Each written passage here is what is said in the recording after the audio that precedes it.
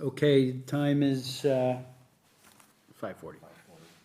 5:40 on August 8th of 2024. This is the Municipal Broadband Advisory Committee meeting.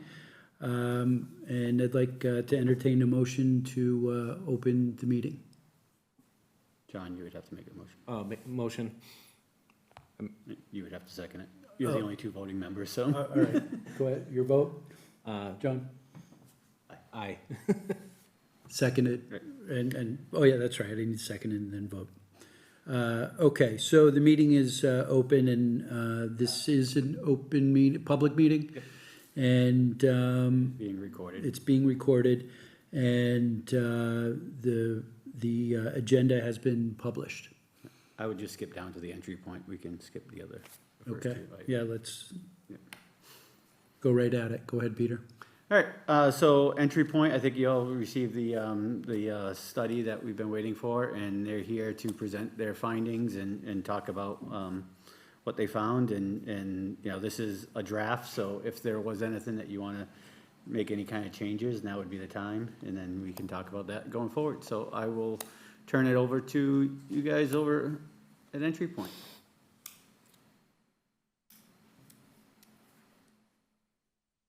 Is that you, Eric, or is that me? Be you.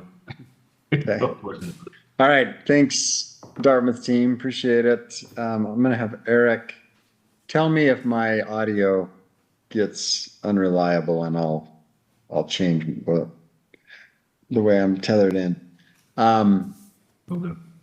So we're just gonna go through some slides. We pulled some key slides out of the report, and we'll go through those, and then at the end, we'll talk about to sort of guide your thinking as you go forward, based on what's in the report. So let's just start, Eric, if you don't mind. Yeah, let's go down to the key questions. All right, so, I think a lot of this, when I came out and presented, particularly at the senior center, I was surprised not surprised, but there was a strong response at the senior center. Peter was there with me. A lot of frustration over current pricing and in some cases unreliable service from current options. So why should Dartmouth consider a municipal fiber network? We've done more than 50 of these since the beginning of COVID. And I would say almost all 50 of those cities or towns wanted to do a municipal network. But when push comes to shove and they've got to confront the realities of backstopping the debt to finance these networks, we have 10 projects going forward. So, some would say that's 20%. That's not terrible. We've probably met with 300 cities since 2019. So 20% is not bad, but 10 out of, that's what, 3% of 300. So that always becomes the sticking point, right? Is that philosophically people understand the locally responsive network, a fiber network, and something really oriented towards the communities going to be better from a cost point of view, and it's going to probably be better from an accountability point of view and responsiveness. So why would Dartmouth consider? That's what part of what the report's about, is what are the realities of taking this forward, and are the reasons strong enough to overcome the realities of financing a network like this. What would a sustainable financial model look like for building a fiber network? In our conversations with you, what we think would be sustainable is if you could get town meeting and the select board to support this kind of initiative, which is a major initiative, then you from there would most likely outsource the operation of the network. So the town's got kind of an oversight role, but a third party's running the day-to-day operation. The town would always have the ability to stand up its own department and run it, but our recommendation would be that if the town does go forward, that you contract with a third party initially, and then that gives the town time to see how it goes and to learn and then always have the option to take over that piece of it. And then at the end, we'll talk about next steps. So the report's organized this way. And then as you have questions, as we walk through this, just inject yourself into the conversation and we'll cover whatever questions you've got. Okay, next, Eric.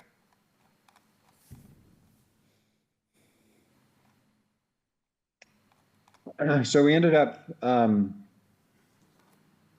doing a couple of things. One, this is just looking at the FCC maps. So a big question that's out there right now is people know that the federal government committed $65 billion to broadband nationally.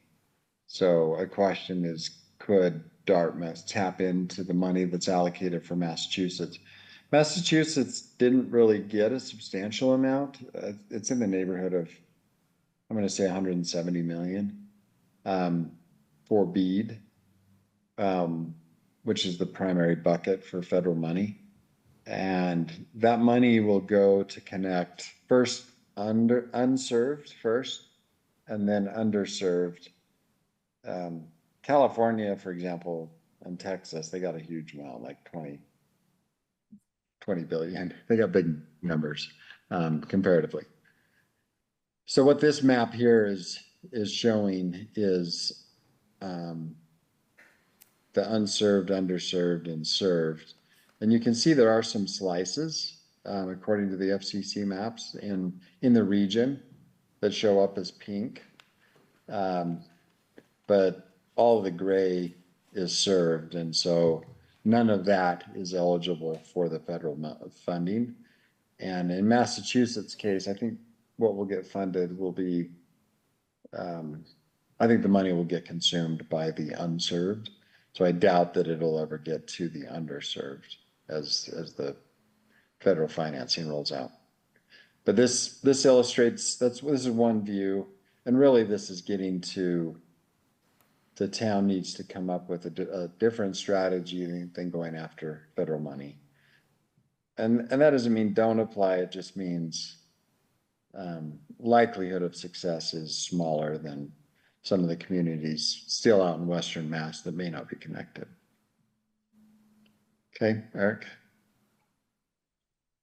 I think I've shared this view with you probably when I came out, but it's just a reminder of what's getting spent currently. So we put in what we think is a modest number for average monthly internet cost at just under $75. We think people are actually spending more than that, but we didn't want to overstate the case.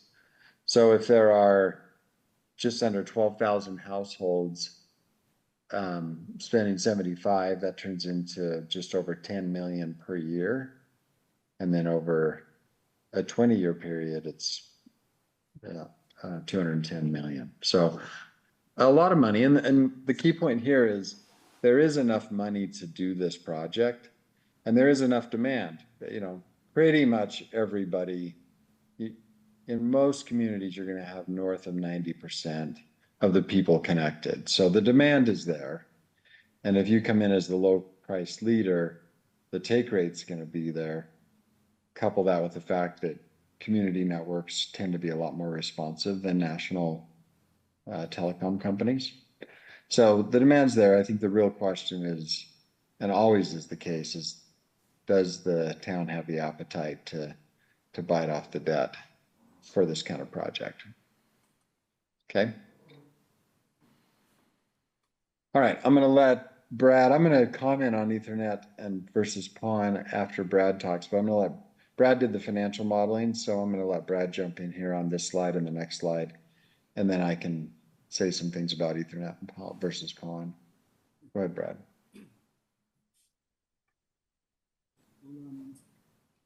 All right, can you hear me?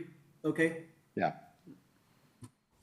So as I'm guessing the committee, most of the committee knows, I know there's been some changes, but so we contracted with a company called BRE to do a study. They ended up doing 5,791 premises, so just under half of the total population of the town. But from that study, they basically create a critical path of if the town were to do its own network, critical path of where the fiber would need to run, and then provide a bill of materials for all of the equipment necessary to run that. So all of these numbers are based on that. These numbers are only based at this point on the 5,791. So for the entire town, it would be double this. We didn't do the study on the entire town, but I think it's safe to say, even if this is not fully representative of the rest of the town, meaning the distances may be greater or conditions tougher, the volume, a lot of the equipment is necessary whether you have 2,000 customers or 10,000 customers in a network like this. So I think it would be safe to say the entire town would be comparable, meaning about double this cost. So kind of going back to what Jeff mentioned on the last slide, currently, most likely the citizens of the town are spending about $10 million a year on their broadband services. To build half the town, it would be about $20 million.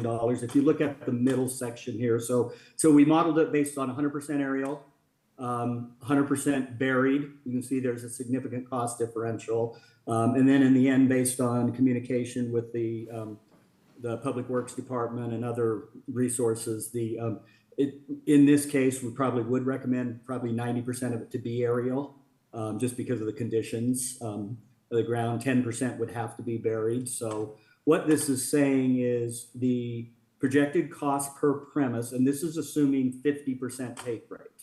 So if we built a network for 5,791 premises and half of them ended up subscribing, the average cost per premise would be $6,651 for Ethernet. Same network for PON. You'll notice it's probably about 25% cheaper overall. So the total cost goes from 19 million to 14,700,000. As Jeff said, he can talk about this. Interestingly, when we first started talking with Dartmouth, it's been about a year now, there were some significant advantages to Ethernet. But I believe with the XGS PON now, I don't know that any, particularly for a town that may want to do other services, if the town were to build a network, there's a lot of things that you can do privately in terms of emergency services, other town resources that you could run off that network privately. A year ago, a lot of the things that you could do there really required Ethernet, but I think that's changing fairly dramatically with XGS PON. So I don't see that we wouldn't recommend building an XGS PON network if you were to do that. Jeff, are you in agreement with that? Yeah, so I'll just speak now about the distinctions here. And we probably talked when I was out there about shared networks versus not shared. So Ethernet is every customer coming directly into a switch. PON is coming into a splitter, which functions like a switch. The difference being that it's common for 32 or 64 homes or neighbors to be sharing that connection. And so you've got a group, and that's why the internet companies say up to, your speeds will be up to X, because they can't really tell you what your speeds are going to be, because they don't know what your neighbors are going to be doing at any given point in time. The difference between GPON, which was the last iteration, and XGS PON, GPON was basically a 2.5 gig splitter. So that means if you've got 32 or 64 homes, they're all sharing that capacity. With XGS, the X stands for 10. And so this is 10 gig symmetrical is what. So X is 10, G is gig, and then S is symmetrical. So they have got the technology so that your upload and download can be symmetrical. And this is 10 gigs. So rather than sharing 2.5 gig, you're now sharing 10. And they've made it symmetrical. So that's a big difference. So that's 4 times the capacity. So the reality is that the reliability issues that we saw with GPON have largely gone away with XGS. And that was the biggest reason to do Ethernet, is it was more reliable. They believe they'll have 25 gig symmetrical PON in the next 12 months, commercialized, ready for the market. So you can see that they're continuing to open up the capacity. So long term, we do think the reliability issue, which was the main driver for Ethernet, is that need is going to diminish, and has largely diminished with XGS PON. So it's probably 30%, as a sort of a, Brad's got good numbering here, or modeling here, but you can see it's less expensive to do a PON system than an Ethernet. And that's partly less fiber, less splicing. A big part of it is a smaller footprint for the electronics. And some of the PON is passive optical network. So the electronics in many cases don't need electricity. They're just passive devices. So, so that's kind of the overview on that. Let me ask a question structurally. So these are the tables that show up in your report. Brad modeled these based on the BRE study. So we did it using the bill of materials for accuracy reasons. But as Brad said, we think doubling the costs would be the closest approximation to what you would be looking at, whether it's today or in the next few days. It would be good for you to give us feedback on whether this is confusing the way it's laid out, meaning would people interpret it that this is the total cost, and should we illustrate it a little different to make that easier to understand? I know I did. That was one of my questions of how this is only 20 million for the Ethernet. So Okay. I think we definitely would need to put some kind of asterisk or something that says, you know, this was based off of this study, and to do the whole town, like maybe like another graph that says, you know, on this, it could say like half the town or what was done, and then projected full build out, like another slide with those numbers. Okay. Yeah, we'll definitely. All right, that's helpful. Yeah, I agreed with that, but I thought we'll start with this, but it does make more sense to look at the total town. Right. One comment I'll make here, and just for the sake, we are also working with a lot of communities, as Jeff mentioned, that like the idea but don't want to take the financial risk, and so they're looking for private funding to come in and build, but still build an open access network where there's choice, et cetera. This number, the $5,000 projected cost per premise, that's based on the take rate. Just to let you know, I've done some modeling on that, and private financing is probably going to be interested in that number being around 4,000 or less. And so, and that's kind of reflective. I think one of the things you saw or thought early, Peter, was that it's going to be a little more costly to build in your area than possibly other areas because of how spread out you are. What you'll see on the next page is that that's not necessarily cost prohibitive if the municipality is willing to do it themselves, because you can actually get some fairly good pricing by doing it themselves. Privately funded, they're just looking for a return, obviously, on their money.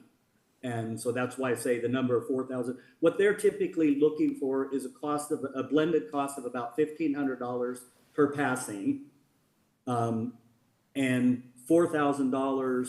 If you take $1,500 per passing, double that, because you're only going to get half the customers, assuming a 50% take rate. that brings that to about $3,000. And that does not include the cost of the drop. So the cost to bring the connection to the premise. So you add about $1,000 to that. And that's where that 4,000 comes in. But I just wanted to let you know that, I mean, you're higher cost than what a privately funded invested company would want to come in, but you're not ridiculously high relative to that. So Eric, go ahead and switch to the next slide here. Before we, if you don't mind, when you're talking about half of Dartmouth, are you talking about population or footprint? Population. So we look when we already did the study. The committee provided us with kind of this is what we want to look at, and it ended up being 5,791 premises. So the original footprint that we gave you is what this all is based on? Yes. Okay. Which I think we did go like a little, like far north and south, like, so we did reach some of those areas of less densely populated areas, so. Yeah, I think the goal was to try and come up with a representative area, and that's why I say, even if it's not completely representative, because of the economies of scale for a larger project, I don't think that it's ridiculous to say if we doubled this, that's going to be approximately what it would take to build the entire community. Thank you.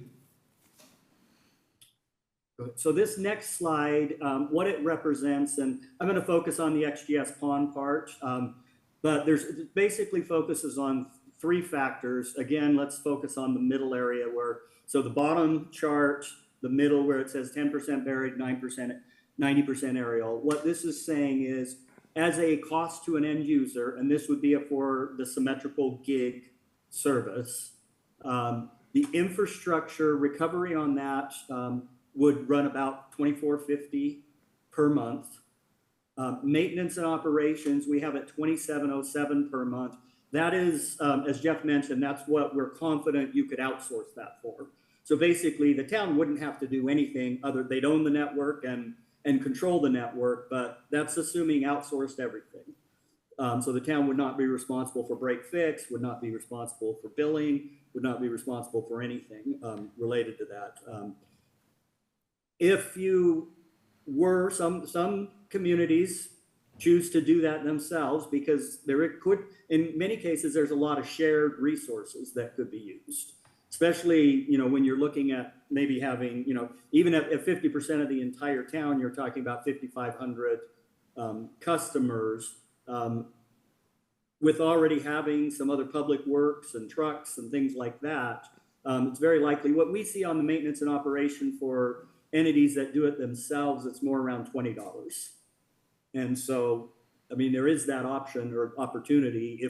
If the town were serious and said, we really want to do this and we want to bring the lowest cost we can possibly bring to our customers, there are ways to even bring this down. The ISP services, the dedicated 1 gig symmetrical, we've got $14.99 on there.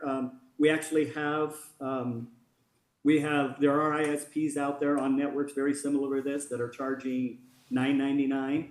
And in fact, we're looking at doing one right now in South Carolina, and I just got pricing just before this call, and there is a ISP that's willing to do a gig service for $9.99. So point being here, just based on what we're looking at,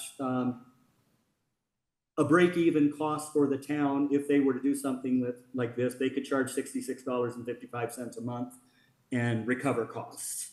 Meaning long-term, there shouldn't be any expenses that the town would be responsible for, but the town would have to back it financially through a bond or other type of funding. Go down one more slide, Eric, and I just want to quickly, this next slide again, we'll focus on the bottom chart, but it just shows take rate does matter, and it's can be fairly significant. So we've modeled out a 50% take rate. Most of the municipal networks we have worked with exceed that, end up being in the 60 to 70% take rate, because there is an advantage. And in most cases, the community likes the idea that it's a community network. And so they're typically going to get a little better take rate than a privately funded business. But We modeled it at 50% take rate, but just to kind of show if it were 40% take rate, meaning you didn't get as many people signing up, that showed the cost recovery would go from 66.55 to 71.71. But if you got up to 60%, it would go down to 63. So just kind of, that just gives you a representation or an idea of how take rate affects the final costs. Brad and Eric, I think we need to check that 74 number. It just seems like incrementally it's close to the 40%. So we just need to check that before we finalize the report. Make a note of that, Eric. I agree with you, Jeff. That should be quite a bit higher. How long do you think it would take to build out the sample area? The sample area, meaning the half that we looked at, or is that what you're referring Yes. to? Yeah. That's really up. We have construction companies that can pass easily 1,000, 2,000 premises a month. And with it being aerial, depending on the real biggest challenge is going to be the relationship with whoever owns the poles and how willing they're going to be to, how quick they would be for permitting and pole attachment agreements, et cetera. But it could be, you could easily pass 10,000 premises in a year. This was modeled, there are some short-term interest rate costs built into the total cost of the model. This was modeled based on a 2-year build. So from the time that the town said, we want to do this and we want to go forward, all of this modeling was assuming 2 years to build to those 6,000 premises. But again, it could be, that's really as fast as the construction partner that, obviously the town would need to go out to bid for a lot of this stuff. But there are definitely construction companies that could do something this size very quickly. Would And you say, I think would the timing be incremental with covering the whole town? In let's say if we double the number of homes, then we could double the amount of time that it takes, or is there some fixed time with getting everybody out, and then the subsequent 5,000 would be done more quickly than the first 5? I can tell you the best pricing you're going to get from a construction company is to do the entire thing as fast as possible. Right. And so, again, depending on the construction company, but we're working with, again, as I say, we're working with one in South Carolina right now. They are passing, I believe, 25,000 premises. It's all aerial, so there's no underground. But the construction contractor there they have a 9-month schedule to pass 25,000 premises. We're working in another one in Minnesota. They're close to the same number of premises, but because it's almost all underground, that's about a 2-year projection. But passing 10, 11,000 in 2 years is not going to be a problem for anyone. So, well, it's not so much the time; it's more trying to analyze what the cost is. Because if you're saying that we would get a better price if we gave you a sample, but if we took the sample and generalized that to the whole population, then the cost per passing would likely go down. Would you agree with that statement? I would agree in the sense that because of the incremental costs, there's definitely economies of scale, assuming that the additional passings are not significantly less dense or some other factor. Right. Yes, I get that. The sample that we gave was a blend of our population. Yes, and I believe there are some maps, I believe, of that in the report, correct, Eric? Yeah, so, and one of the things that Eric is probably going to mention later, but we do have, the town basically owns this study that was done, and we can provide access, so anyone on the committee or you know, if you had someone that understands the town really well, they can actually open up the report and interactively look at the areas that they looked at and the paths that they were, all of that is a part of the study. Do we have to build out the entire thing before we start actually offering services? So like, if it takes 2 years, you know, and we go down Slocum Road here, could we like, you know, start getting customers right away, or? Yeah. No, what you would typically do is you will find the connection, the point of connection where you're going to get your backhaul, and typically model it and start from there. So basically, as soon as you pass the first house, you could have them up and running within, you know, 30 days. Normally what, you know, what a town will do is send out door knockers, kind of get some pre-signups. Most of the towns that do it themselves like to actually get a pre-established take rate before they even do it. So they actually send out and get people not to do a hard commitment, but a soft commitment that says, if we do this and we charge this, will you sign up and say, yes, I want the service? And some of the towns won't even go past the neighborhood until they get a 50% commitment from that neighborhood. And then often that's where they'll start. If a certain area is a town, they get a much higher percentage of interest short term, that's where they're going to start the build. But yes, you can, as long as you have a connection point where you start, you can add customers as soon as you pass. I think what's realistic for you is that it would take a year to work through the pole attachment agreements. That is a variable we have not accounted for in terms of costs, because sometimes when you work through that process, they force you to replace some of the poles because they say they're overburdened. So we have not accounted for a potential impact on cost from pole attachment surprises. But I think the pole attachment process could take up to a year, and I think it would get built in 1 year. So for you, that probably means like March 1 to October something, they'd come in, and if all the pole attachment was done, they'd come in and do it in 1 year. So, But I would just I say, think I was just going to Go ahead, add that there is some accounting for expected pole attachment agreements in the maintenance and operation.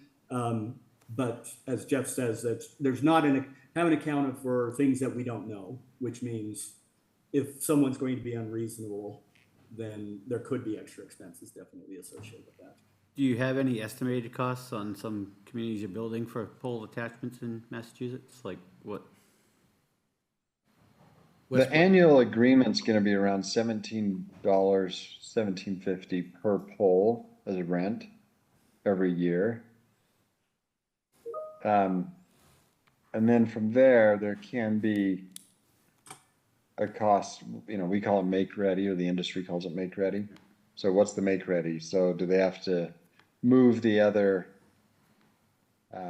telecommunication companies? Do they have to move their wires on every pole and to make room for a new fiber strand? So make ready would be an analysis that you would do pre-construction, and it's hard to model that because it depends on the age of the poles, it depends on the condition of the poles, and it depends on how much is up there in terms of wire in the communication space, which is the lowest space on the poles. And that $17.50 per pole is in the maintenance cost now, or some of it is, or? Yes, Yeah, that's an there's an ongoing, There's an estimate That's- for pole attachment fees, Okay. but yeah. So the 2 years that you quote does, or just to be clear, does or does not include the roughly 1 year to get through the agreement with the pole owner? I think you've got 2 years in there, right, Brad? And I'd say 1 year for that and 1 year for construction. yeah, I would think, yeah. we've just got 2 years for the entire process, so yes, including everything. Okay, That's what this is based on.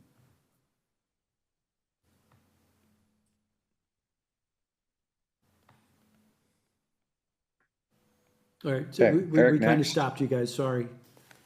No, you're good. That's what we want to do. All right, Eric, why don't you cover these next few slides? Okay. So this is in the report. We did do our market research in looking what Xfinity's advertised costs in the area are. And as well now, there is an area where it's kind of like a nutrition facts, but it's broadband facts. And it goes down and shows this actual standard pricing after promotional rate. And so that's what this area represents with speeds next to it, what people will be paying after a promotional rate. So the standard pricing is capturing those disclosures, right, Eric? Yes, that's what the standard pricing is. So showing that the $74.99 for a gig average internet cost in the United States, or not for a gig, but average internet pricing to what Xfinity is charging right now. Yeah. How did that jive up with the sample bills that we sent out to you guys? That will be in the report. I don't know off the top of my head what that is. Honestly, there was only a couple bills. I was gonna say there weren't a lot. Yeah, there was, remember I that, think, but- 2 or 3 bills that we ended up getting.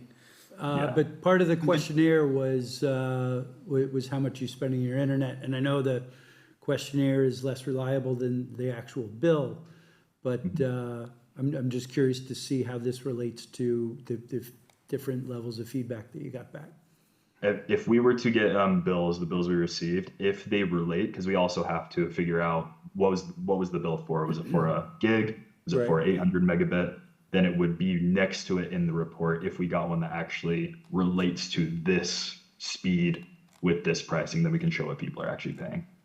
But I remember we in did the get report, we a do- small amount of Yeah, bills. the survey data is in the report. And I don't know if we asked how much they were paying. I think we asked how much they would want to pay. That's Yeah. interesting. Yeah. Oh. Yeah. all right. I seem to remember, okay. Yeah.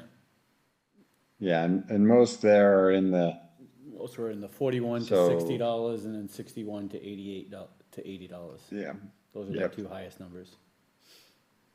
yeah, 40 to 80 is the range for most of the folks. And then as well for business rates, same pricing with their contract periods, pricing, the advertised pricing, and then the standard rate of what Comcast is showing us what the actual bill will come out to once your advertised pricing is over. Now, I'm gonna throw a curveball into you because I'm not sure if, I think we've had some emails back and forth on this, but we are hearing rumblings that Verizon is possibly looking to build into Dartmouth and Westport area by getting some state grants and stuff. So could we add in any kind of Verizon rates in there, in this report also? There are, again, I'll have to look at the report. We did Comcast and Verizon pricing. So if they advertise their business and residential pricing online, it's in the report. Peter, I think that'll change if they deploy fiber. Right now, they're doing that based on DSL, and so Yeah. DSL pricing tends to be different than fiber pricing, particularly if they get a grant. Yeah, but, To come yeah, I don't think DSL pricing is gonna be very relevant. Yeah. Yeah. Yeah, so I think the best way to look at that would be to look at cities where Verizon's already offering fiber and to go out to that website and see what are they charging for their different, what's their standard pricing for cities where they're already there. Right. And there are some cities in Massachusetts where FiOS exists, so. Yeah, because I think That's, in your thing, you do put that, Verizon, I think it says, and you put, throughout the town to identify Verizon pricing and packages they offer to communities, we were unable to price in our market research. Yeah, so that means when I put in the addresses to look at these, the same ones that I put in for Comcast and for Xfinity, that was no pricing in those areas, which usually we assume means there's no current internet being offered. Yeah, there isn't any current, but like I said, it would be great if it looked like you have some numbers for business, but it'd be great if we could just throw in, even if it just says like, you know, at the top of it, sample Massachusetts, you know, other communities or something, here's rates, so we could just do a small chart. Yeah. I know they're in Milton. They just come into Milton, so we'll look at that. I think it's a good point, Peter. Yeah. So we'll look at it and then we can just say this is what they're charging in other markets. Yeah. We can definitely do that. One other question that I had regarding just general retail pricing is the IP addressing. I assume at least the residential is considered a dynamic versus static. Yeah. Yep, I think that's a safe assumption, yes. Okay, and then using this topology that you guys are promoting here, if somebody wanted a static IP address, would that would be coming from the actual interconnected carrier, or would the IP address be supplied by the town? Yeah, I mean, obvious, I think you know that it depends on what structure you landed on. So in our current model with the cities we're doing, we have some ISPs. So the ISP is providing the address, and there are some ISPs that only offer dynamic. But we have one ISP that's a preferred ISP with us that we bring them into every city, and their go-to is static. And then they view themselves as kind of a premium provider. So in an open access network, we would be agnostic to the decisions the consumer made on that. And it would be the ISP that's Okay. providing that. Do you have any idea what, just on average, because a business typically is gonna want a static IP address. And Right. I'm interested in just if you have a general feel for what the cost of the static IP is from a blend of the typical carriers that interconnect with a network like we're contemplating. I know they charge a premium I know the residential numbers top of my head. I'll have to go look at commercial. Okay, But I know in residential, that particular ISP that offers static is standard. They will price a gig between $20 and $25. That's, you know, it's double the $10 offering that others are providing, but it's still only 20 to 25 bucks. I think the history of it is they start at 25 and I think they've come down to 20. So that's for a gig in a residential scenario.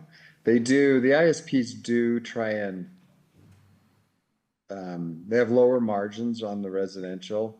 They do try and make that up on the commercial side, just because for whatever reason, the market tolerates higher fees. But I'll make a note of that and I'll go look at some of our commercial clients and see where they're at for static address. okay. Thank you. Yep.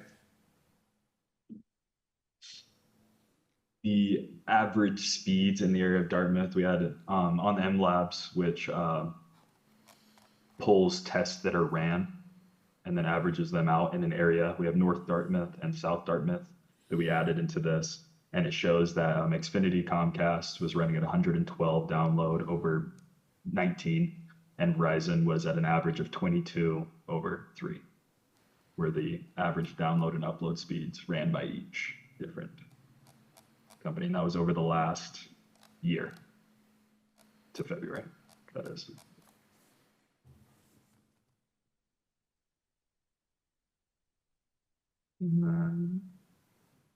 The survey, which does this have? Yep, this has the question: at what price point would you consider a fast and reliable internet connection to be affordable? You can see there that the numbers generally fall in between that 40 to 80, some in that 20 to 40 area, but generally that's kind of where they land. As well, the whole survey is in the report. This is just 5 of those questions. And then Jeff, you want to finish us off? Sorry, I was making my note You're to good. go research the IP address. So, I think the Verizon element is a key consideration. Verizon did get quite a bit of money from MBI, which Peter, I know you're dialed in on that group that's monitoring that. Hard to know where they're going to spend it. I think the questions you guys want to pay attention to are, a private investor at this point is looking for cities that don't have fiber. So Dartmouth would be attractive from that point of view, that right now there's just the cable company, really. The private equity firms and the infrastructure funds at this point, don't want to go and compete as a second fiber builder.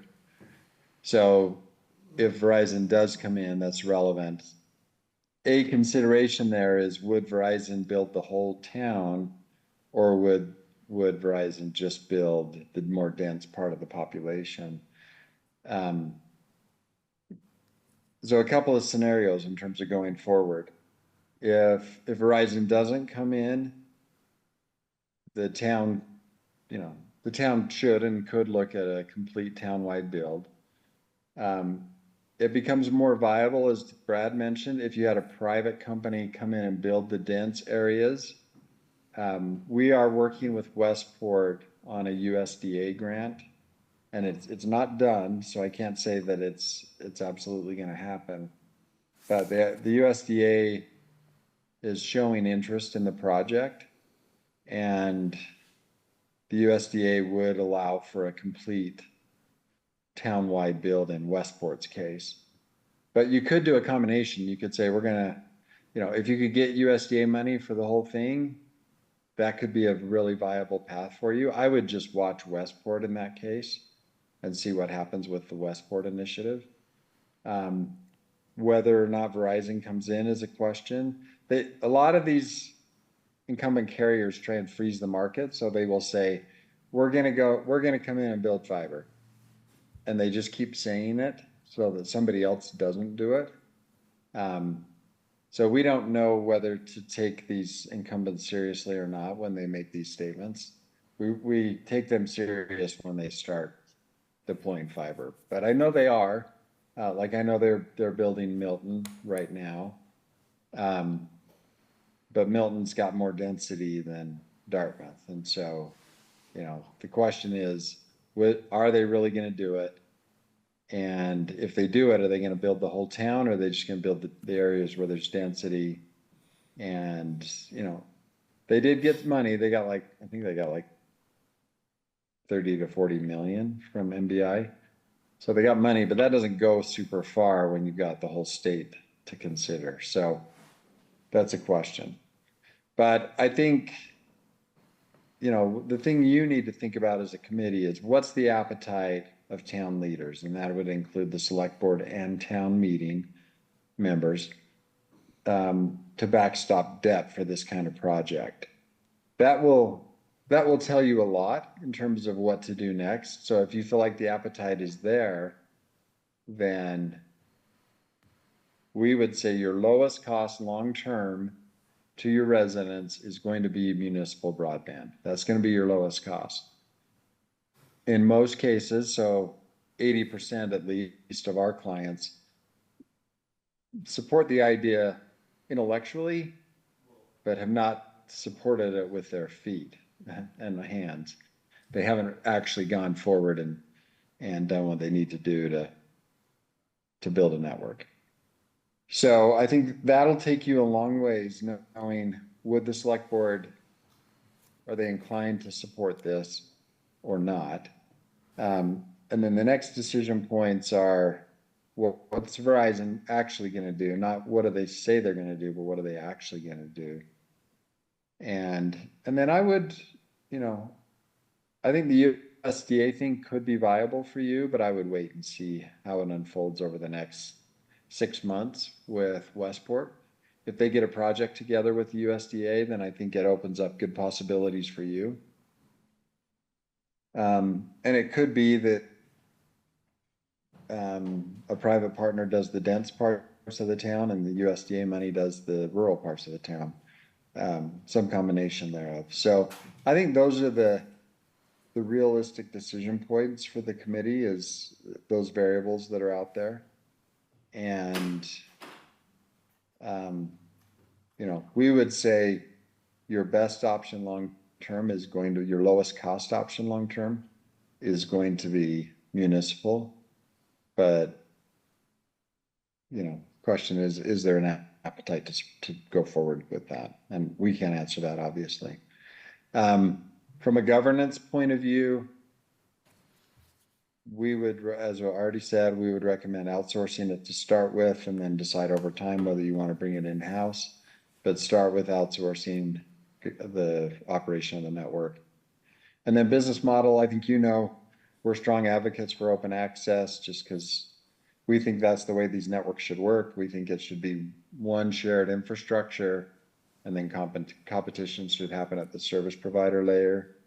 And that technology is pretty baked. It's very doable. So our recommendation is always open access, because it doesn't make sense to exclude choice when it's not hard and it's actually more cost effective to create competition. So those would be our recommendations as you go forward. Think about, work through. Now, you know, part of our work was to come back and present this to the select board, which we're happy to do. So if you decide, yes, we want a presentation at select board, let us know, you know, give us some notice, and we'll plan to come back and do that. That meeting may give you a sense of, you know, what's the appetite. I think that will be influenced by whether Verizon does something or not over the next 6 to 12 months. But that, you know, I think we've laid out pretty clearly what your ownership options are. We believe your lowest cost is going to be municipal, but that's not always feasible. It's feasible, but it's not always supported by leadership. So any questions on those 3 key decisions? Specifically on these, no. I don't have any questions, but I do have some additional follow-ups when we're ready. Okay. Go ahead. Let's hear those. Any of you guys want to ask any questions about the modeling? When we talked about the cost per residence, how far into the house do those costs include? So we talked about the getting the fiber into the house, but what kind of equipment does that include inside the house? Or houses going to be buying that on their own? So every company can do this a little different. So your decision making will matter. The standard offering that we work with is that we come in through one wall. So we're finding an entry point in the house where you can get into, you're going through one wall, and that's either into a utility area or something else. But what we call whole home Wi-Fi has become quite common and pretty affordable. And so it's common that you'll come in, you'll put your Wi-Fi router, fiber termination point at some location, and then you're going to put 1, 2, 3 devices around the house, which, you know, I call them pucks, Wi-Fi pucks, which will give you distribution of the Wi-Fi network throughout the house. That's the standard configuration we're working with.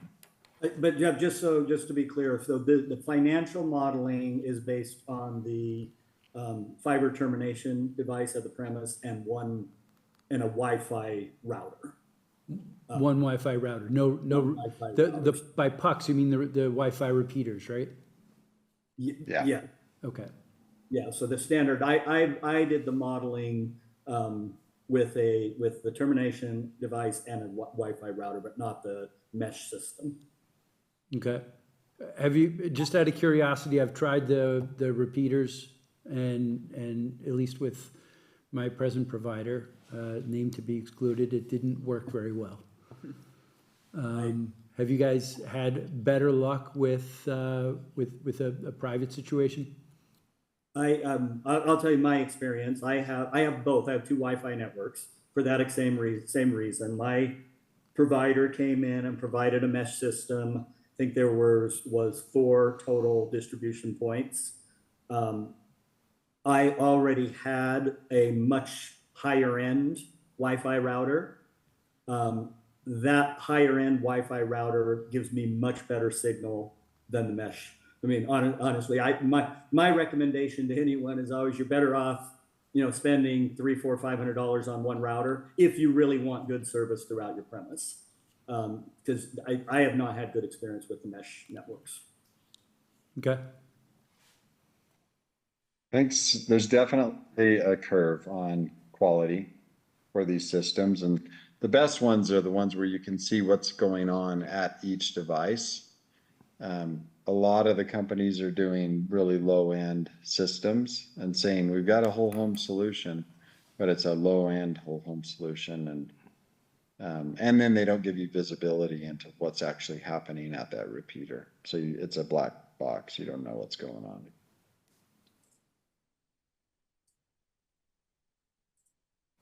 So would We're customers have trying their, we're trying a new vendor in the South Carolina project, so we'll know in 2 to 3 months how it's performing. And this one does give you visibility. so into what's going would on. customers also have the ability to use their own preferred wireless network inside of the house rather than provided equipment? Yes, they could. Okay. Yeah, it's not, In we're most not cases, projecting yes. this based on an integrated device, but yes, they can plug their own Wi-Fi router into the termination point and run whatever they want.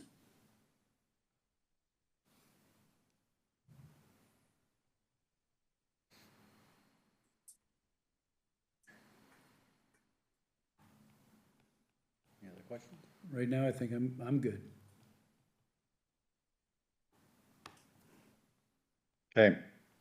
We've got some adjustments to make in the report based on this, and then some information to follow up with you on. Peter, any other questions from you? No, I think, we don't have a quorum today, so we can't really make any kind of decision making or, so I think our group will have to get together again when we can find a quorum and figure out what they want to do for next steps. I definitely think presenting this either in an open meeting or to the select board, one or the other, is definitely something we want to do, sooner than later. Okay. So, to see if we can move this forward. I mean, we might look at doing something around town meeting. We have a town meeting in October. So, maybe even putting something out there now that we get some hard numbers, seeing what the feedback is or the appetite for this type of project. We might be able to launch kind of like another informal survey at that to see what the general public would like to see happen. Okay. All right, yeah. Give us a little bit of notice and we'll support it. Yeah. And then the only other thing, do you have any private, if we decide to go like the private way, what's your recommendation? What do you think I mean, obviously we're gonna have to go out to bid, so to look at it, but would we be looking like an RFI or RFP, like request for information first to see who's out there and willing to basically submit some proposals or? Yeah. Yeah, I mean, we're biased because we're doing both. We had some cities who said we don't want to backstop the debt, but we do want you to hold our hand while we go through this process. So we're actively doing that with some cities, taking them through. So we're working with Quanta Construction, which is one of the largest construction companies in the country that does this. I'm partnering with them to build out some of these cities that have chosen not to. So that's our biased answer, but you can follow. Some will do. If the city's not putting money in, you're not obligated to do an RFI or an RFP. A bunch of cities have gone down that path just because they wanted to sort of have a say in who they chose. Some are just choosing a partner that they trust that will go forward. So we're actively working in that space, but I think either path is a viable path for you. I think we also talked about at the beginning of this about, you know, almost like a buyout clause, you know, where we kind of go with a private group and then say, all right, you get it up and running, you get the take rate going, and then in 5 years, you know, the town can buy it, you know, basically buy out the investor at X amount. Like, I think the committee kind of was showing interest in that at the time. So, yeah. It's harder to get those projects financed. I think, so the USDA path we're working on with Westport, it's a grant and not a loan. And what that means is that the network itself is the collateral, which means the general fund of the town is not the collateral. And so if there's an interest in the town in potentially owning it, I think we ought to look seriously at that, because it would give you a way to keep control without tapping the general fund. So I think the next 6 months in Westport will inform you a lot, and whether that's viable or not. Okay. Can you guys speak to the within the general design with the options to make it? Is there any kind of diversity, and what kind? How robust is the design that drove the cost? Meaning, is there redundancy and is there a ring? Is that what you're asking? Yeah. Yes. Or is this just like a bunch of spurs? No, we're gonna always use a ring topology. I mean, obviously, as you go down, there's risk at the street level, but not at the backbone level. We're gonna build redundancy into the backbone. Mm-hmm. But individual streets are gonna be at risk of, you know, backhoes and falling limbs and those kind of things. But we will build diversity into a ring, into the backbone. Okay. Is that, I didn't see any real detail to what the topology would look like in your response. Is that something that you can provide us with? Yeah. Yep. It's going to show up in the BRE files, so we could show you that. It's high level design. It's not low level design, but we can go through that with you. Yeah, I didn't expect it, you know, down to the detail level, but I'd just like to get a general idea of what it looks like. Yep. Yeah, that'll be. We can take you through the BRE architecture. I mean, they're following our recommended architecture, but it's reflected in the BRE work. I mean, the other thing that I just thought of too that might be helpful is, you know, I know once we kind of, if we decide some of these next steps that you laid out, but, you know, how about some kind of like budgetary estimates on what type of services we would need, you know, if the town decided they wanted to go ahead and own it themselves, do it themselves, you know, what would we be looking at to actually get the project out to bid, get going? You know, what type of, like, again, estimates just of, you know, we need to go low-level design, we need to hire this group, we need to hire that group to do these designs, to do this kind of project overlay and, you know, overwatching. And so any kind of, like, budgetary numbers you could give us for that would be helpful, too. Okay. Yeah, I think Brad probably at a macro level has captured, but you're asking for more visibility on the line items, so you Yeah, can see. yeah, there's definitely costs built in for all the engineering, et cetera, but again, that's what we can Well, break. Yeah, it was just like those costs would definitely be coming out like before any kind of build happens and like, a year or two before we get customers and stuff. So, that's like the hard number that the town would have to definitely look at, funding in the short term, you know. And knowing those numbers and that amount would be great too. Okay. We'll summarize and kick back to the committee our notes on things you've requested, just to make sure we're not missing anything. So we've got some action items and then some amendments to the report. And if any new items come up, please send them. Okay. Anything else? All good. I think we're good with you guys. Thank you. Okay, thank you all. Appreciate your time. Thanks. Thanks, guys. Thank you. Thanks.